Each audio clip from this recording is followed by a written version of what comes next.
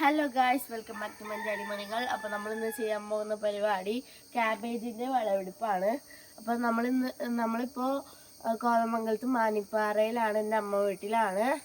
അപ്പോൾ നമ്മൾ ഈ ക്യാബേജ് പറിച്ചിട്ട് നമ്മൾ തൃശ്ശൂരിക്ക് കൊണ്ടുപോകും. പിന്നെ ഇത് എൻ്റെ അമ്മയുടെ അമ്മ നട്ടതാണ്, ഒരു വിഷം അടിക്കാത്തതാണ്, ഭയങ്കര ശുദ്ധമാണ്.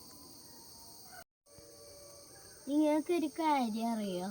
ഇവിടെ ക്യാബേജിനെ കോതമംഗലത്ത് മുട്ടപ്രൂസ് എന്നാണ് പറയാറ്. അപ്പോൾ നമുക്ക് പറിക്കാം. അപ്പോൾ ഗൈസ്, നമ്മൾ ക്യാബേജ് വിളവെടുക്കുകയാണേ.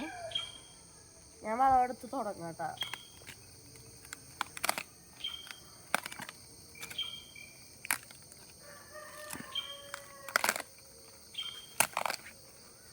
കുഞ്ഞു കുഞ്ഞു ക്യാബേജുകൾ.